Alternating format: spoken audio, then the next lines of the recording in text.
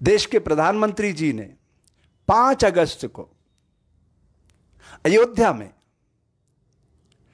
राम मंदिर के उस शिला का पूजन किया।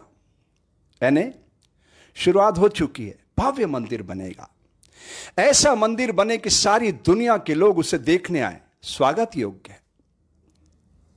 और सर्वोच्च न्यायालय ने 5 एकड़ जमीन वक्फ बोर्ड को भी दी है, और वक्फ बोर्ड ने कहा है कि हम वहां पे अस्पताल बनाएंगे।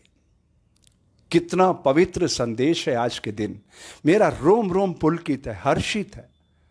मंदिर बने उस अयोध्या में, विराट मंदिर, और वैसा ही अस्पताल बने, हिंदू मुस्लिम सिख ईसाई की एकता का प्रतीक बने। इसके लिए मैं प्रार्थना करना चाहता हूं वक्फ बोर्ड से कि आप अस्पताल बनाइए एम्स पैटर्न पे, और ऐसा बनाइए कि सारी दुनिया का सबसे खूबसूरत अस्पताल हो। और अस्पताल के साथ साथ मैं एक प्रार्थना आपसे और भी करना चाहता हूं। 75 एकड़ जमीन आप खरीदिए और वहां पर मेडिकल यूनिवर्सिटी बनाइए। ऐसी यूनिवर्सिटी कि सारी दुनिया के बच्चे वहां पर मेडिकल साइंस का ज्ञान प्राप्त करने आए। तो ये विलक्षण, ये यौगिक भारत, ये ऋषियों की परंपरा का भारत, ये ऋषि मुनियों, पीर फकीरों, औलियों का भारत दुनिया के मस्तक पर सुशोभित हो सकेगा।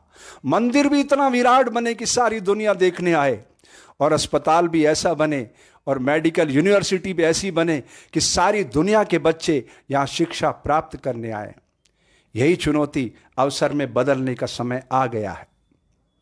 मैं अपनी तरफ से मेरी जो भी श्रद्धा है, मैं उस वक्फ बोर्ड में उनके अकाउंट में पैसा भेजूंगा, इस भाव से कि वो 75 एकड़ जमीन खरीदें, क्योंकि तभी यूनिवर्सिटी का परमिशन मिलेगा। और मैं देश की जनता से प्रार्थना करता हूं, इस अनूठी मिसाल को आगे बढ़ाने के लिए आप भी यथाशक्ति वक्फ बोर्ड को आर्थिक रूप से मदद दीजिए कि वो सिर्फ अस्पताल ही नहीं बनाए, दुनिया का सबसे खूबसूरत अस्पताल, बल्कि मेडिकल यूनिवर्सिटी बनाए। वो नाम चाहे जो रखें, उसमें मुझे कोई एतराज नहीं, लेकिन ये चुनौती अवसर में बदलने का समय है। वाकई में अगर हम ऐसा कर सकें तो भारत की धरती पर राम राज्य आ सकता है। राम राज्य के मायने क्या है? मर्यादा पुरुषोत्तम भगवान श्री राम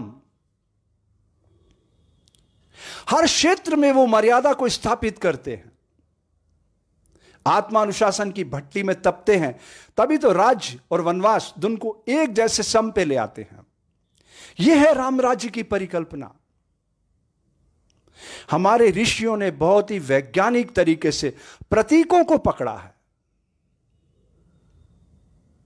अगर हम उन प्रतीकों को सही तरीके से समझ सके, तब हमें समझ में आएगा कि भगवान किसे कहते हैं। भूमि, गगन, वायु, अग्नि, नीर, ये पंच महाभूत भगवान है। भा भूमि, ग गगन, व वायु, आ अग्नि, ना नीर, ये सब जब मिलते हैं तो भगवान बन जाते हैं। ये कभी नष्ट नहीं होते। हम सब प्रकृति की बगिया में कुछ समय के लिए आए हैं, कुछ समय के लिए। मान लो हमारी उम्र 100 साल है, एक साल में 365 दिन ही तो होते हैं। 36,500 दिन, उसमें बचपना निकाल दो, बुढ़ापा निकाल दो, तो बचा क्या?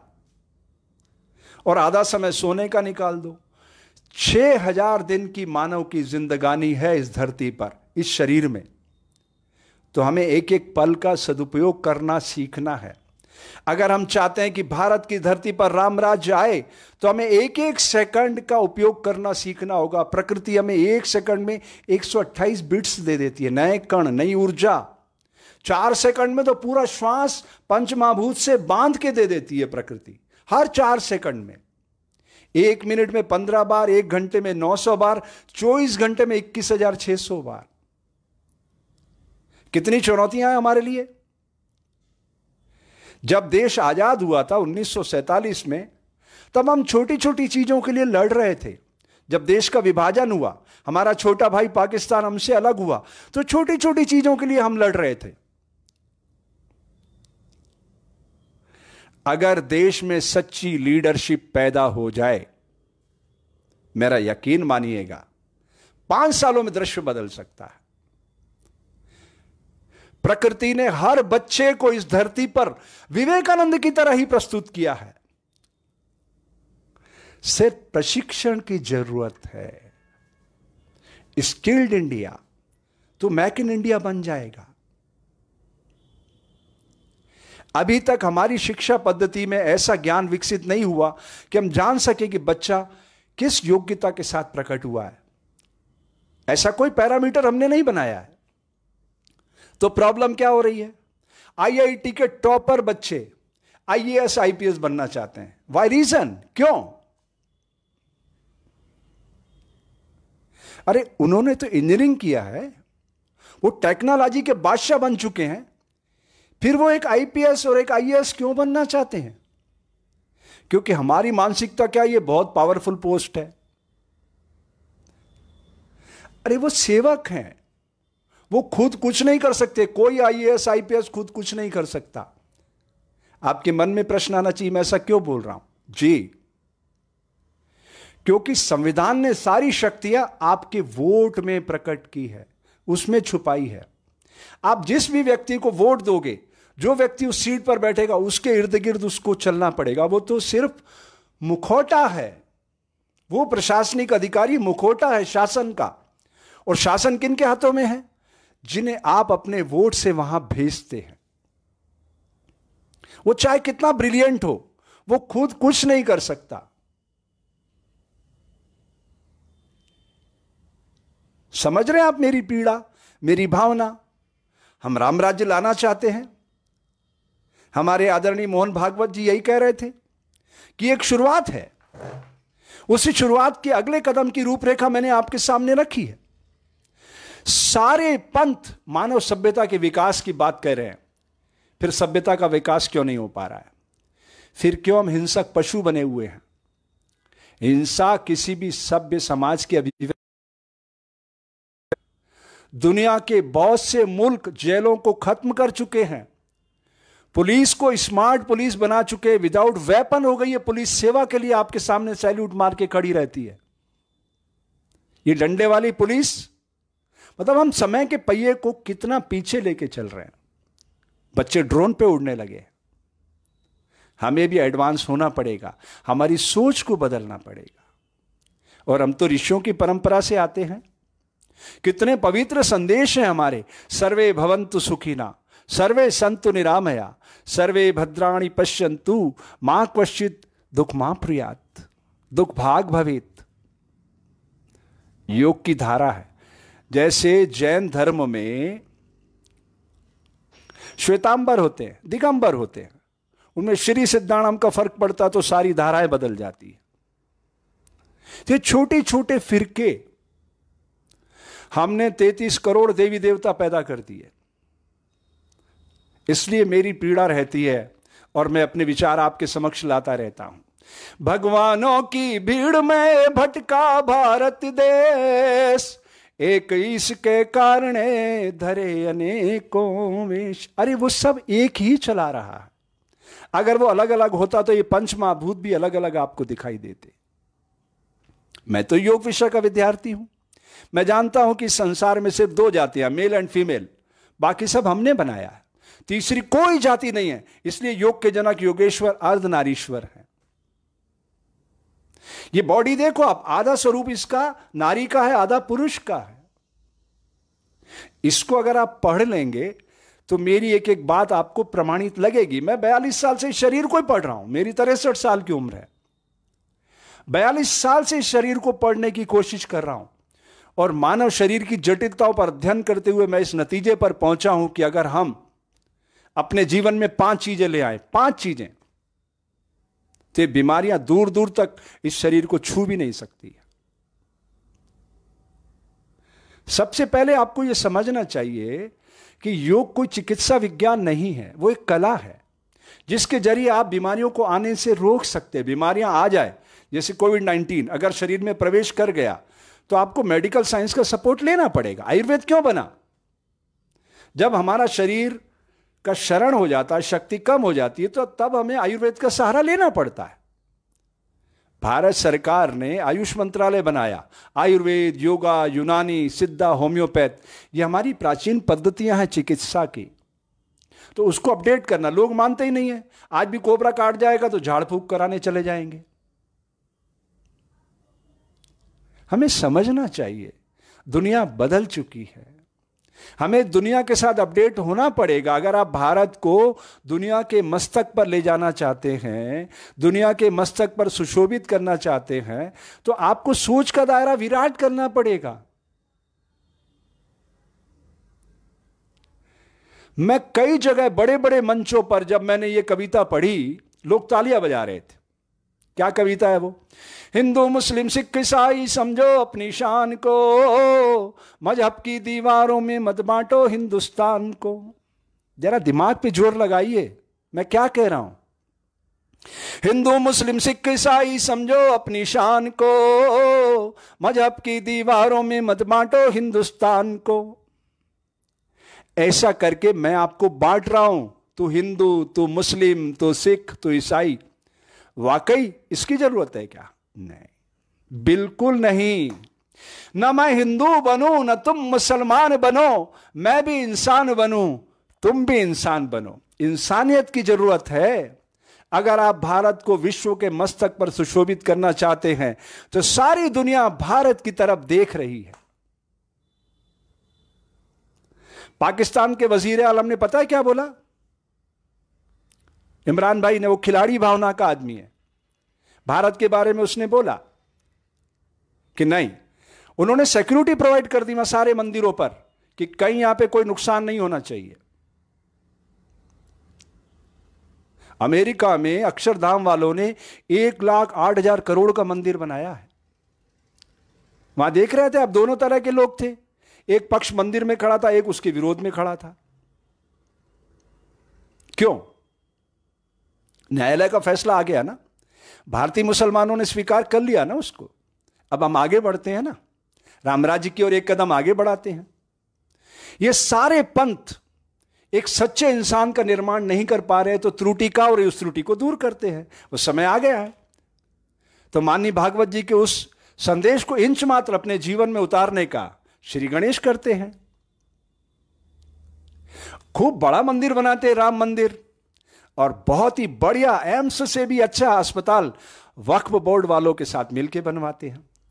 और मेरी तो प्रार्थना है, अगर मेडिकल यूनिवर्सिटी भी बना सके वक्फ बोर्ड, तो एक नया इतिहास कायम होगा और एक इतना पवित्र संदेश जाएगा संपूर्ण मानव जाति को कि चुनौतियों को कैसे अवसर में बदला जाता है, भावनाओं को नियंत्रित करके हम एक अच्छे समाज का कैसे निर्माण कर सकते हैं। यह पवित्र संदेश जाएगा और इसी की जरूरत है सारी दुनिया को।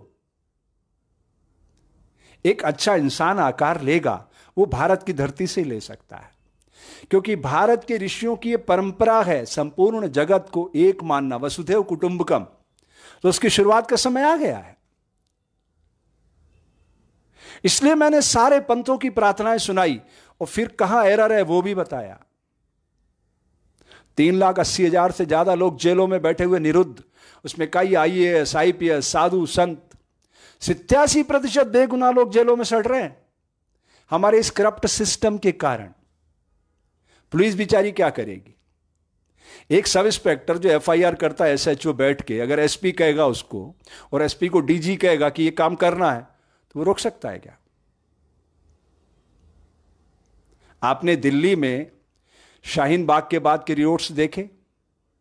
कपिल मिश्रा चिल्ला चिल्ला के कह रहा था, कुछ हुआ उसके खिलाफ? मैं बीजेपी कांग्रेस की बात नहीं करता, कांग्रेसी लोग भी यही करते थे। मेरे खिलाफ कांग्रेस के लोगों ने अनगिनत मुकदमे डाले, अनगिनत मुकदमे, आप गिनती नहीं लगा सकते। तो सत्ता के शीर्ष पे बैठे हुए लोग सब इसी तरह से काम करते हैं, क्योंकि आप गलत लोगों को चुन के सदन में भेजते हैं, चाहे वो विधानसभा हो या लोकसभा। अगर मैं गुंडा हूं तो मेरे जैसे लाखों लोगों के हाथ से चुना गया प्रतिनिधि क्या होना चाहिए? सोचिए आप, हजारों गुना, लाखों गुना गुंडा होना चाहिए कि नहीं बड़ा? और अगर मैं ईमानदार व्यक्ति हूं तो मेरे वोट से चुना गया जनप्रतिनिधि, मेरे जैसे लाखों लोगों के वोट से चुना गया जनप्रतिनिधि हमसे लाखों गुना ईमानदार होना चाहिए कि नहीं? तो त्रुटि तो हम कर रहे हैं, हम अपराध को आगे बढ़ाते हैं। आप पहले चरण में काट दीजिए वोट, जब आपके हाथ से छूटता उसी समय देख लीजिए आपके पास नोटा है, नोटा को प्रत्याशी का दर्जा दिलवाने के लिए मेहनत करना पड़ेगी। हिंदुस्तान के किसी भी क्षेत्र में एक बार नोटा ज्यादा वोट ले आया, विनिंग कैंडिडेट तो वो सेकंड आदमी होगा, लेकिन वो PIL लग जाएगी कोर्ट में, सुप्रीम कोर्ट में। तब फैसला होगा कि जनता ने नकार दिया है। भारतीय जनतंत्र का स्वरूप है जनता का, जनता से, जनता के लिए। जनता ने नकार दिया, इसलिए रिकॉल करिए।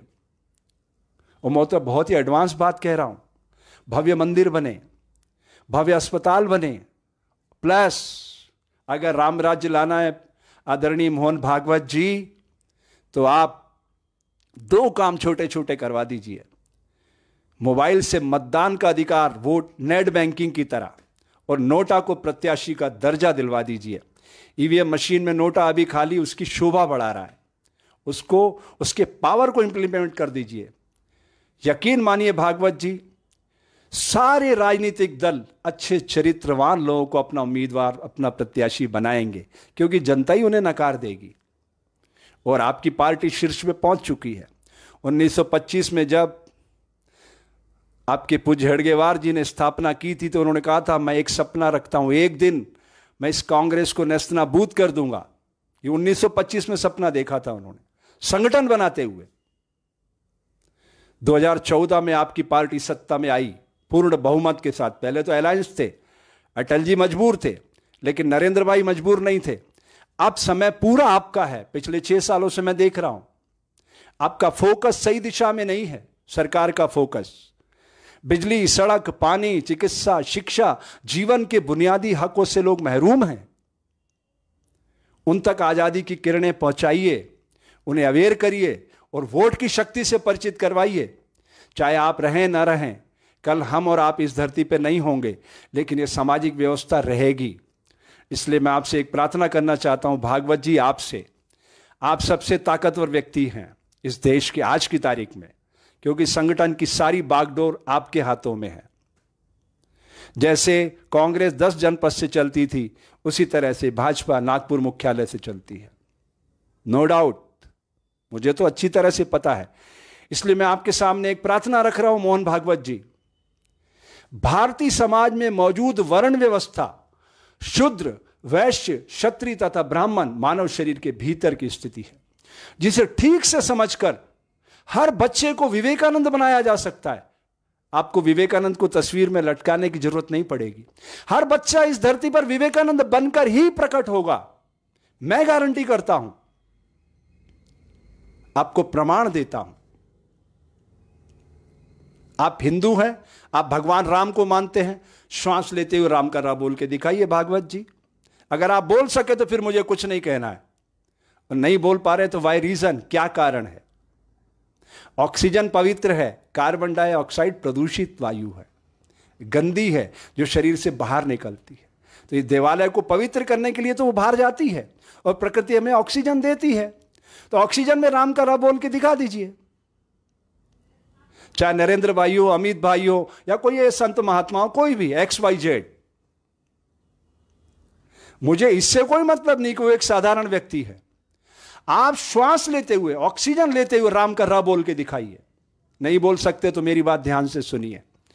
जब हम ऑक्सीजन लेते हैं, यह विशुद्ध चक्र, ये डिवाइस लाइन में से प्राण, अपान, समान, व्यान, उदान 5 तरह की वायु बनाता है उसी समय, हर 4 सेकंड में।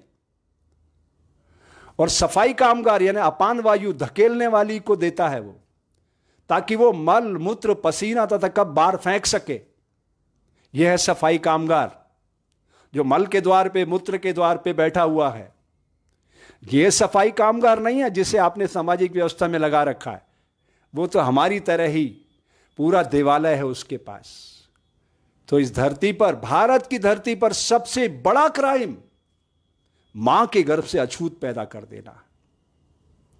अब हम आगे चलते हैं प्राणवायु के पास। अपान वायु मल, मूत्र, पसीना कब धकेलती है, यह उसका कार्य है, इस देवालय को एकदम सुरक्षित रखना। नाभि मंडल, मणिपूरक चक्र, नाभि मंडल, जो हम अन्न खाते हैं उसके पास स्टोमक के जरिए पहुंचता है। जो हम प्राण लेते हैं वो प्राण सूर्य चंद्र के जरिए ऊर्जा और औषधि बनकर नाभि में पहुंचता है। जो हम विचार करते हैं वो सीधा उसके पास पहुंचता है, और तीनों को वो मिला देती है। मणिपूरक चक्र स्वयं प्रकाशित है ना, वो जठराग्नि है, प्रकाश है। सूर्य स्वयं प्रकाशित है, उसको किसी के अवलंबन की जरूरत नहीं है। तो तीनों जब मिलते हैं, डेबिट क्रेडिट को बैलेंस करता है, मांग और पूर्ति के अनुरूप उसमें से ऊर्जा बनाता है और अलग अलग केंद्रों को बांटने लग जाता है। दिस इज वैश्य। ये वैश्य है। वो वैश्य नहीं है बनिया जो दुकान लगा के बैठा है, वो तो कोई भी बन सकता है। क्षत्रिय हृदय बिना टकराहट के ध्वनि पैदा कर रहा है। जो भी चीजें हम इस शरीर के भीतर ले जाते हैं, उस ऊर्जा को स्पंदित करके अनाहत चक्र बिना टकराहट के ध्वनि पैदा करके, बिना टकराहट के ध्वनि पैदा करके ऊर्जा का स्पंदन करता है, और पूरे शरीर में फिर चुक चुक चुक चुक चुक चुक चुक चुक चुक इस तरह से पूरी आरपीएम वैल्यू बना के एक जैसी पूरे शरीर में ब्लड सर्कुलेशन करता है।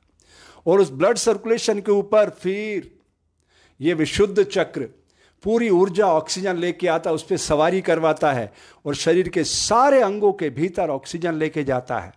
तो यहां से ब्राह्मण तत्व शुरू होता है। ये क्षत्रिय है, वो नहीं है जो बीएसएफ में खड़ा है, मिलिट्री में खड़ा है। वो तो सामाजिक व्यवस्था के सैनिक हैं, राष्ट्र के प्रहरी हैं। वो सम्मान के पात्र हैं उनकी वर्दी के कारण।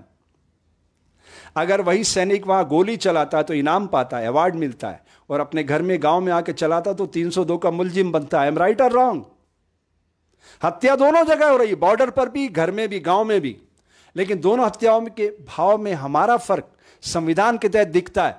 प्रकृति में वो भेद नहीं है, प्रकृति में तो वो दोनों जगह हत्यारा ही है। वहां भी उसने हत्या की है, यहां भी हत्या की है। ये भारतीय ऋषियों की परंपरा, वाल्मीकि महाराज डाकू से संत कैसे बन गए, ये वो यात्रा मैं आपके साथ रखना चाहता हूं। भागवत जी, ये ब्राह्मण स्वरूप है। अगर वाकई आप सच्चे हिंदू हैं, सच्चे सनातनी हैं, और आप चाहते हैं कि इस धरती पर, भारत की धरती से राम राज्य की स्थापना हो, तो इस ब्राह्मण तत्व को देखिए आप।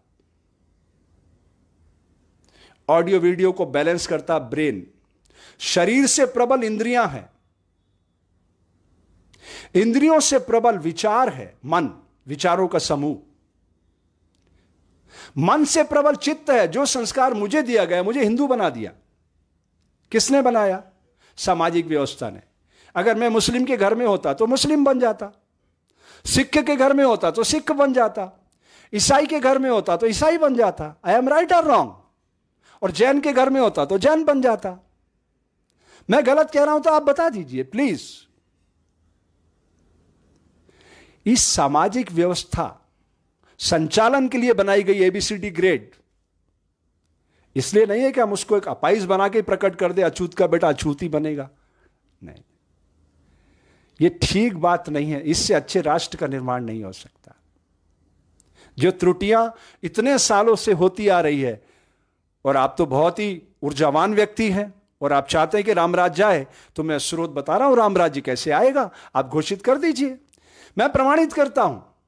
आप दुनिया के सारे वैज्ञानिक, भारत के नए, दुनिया के सारे वैज्ञानिक बैठा दीजिए, मैं सिद्ध कर दूंगा कि शूद्र वैश्य क्षत्रिय ब्राह्मण मानव शरीर के भीतर की स्थिति है।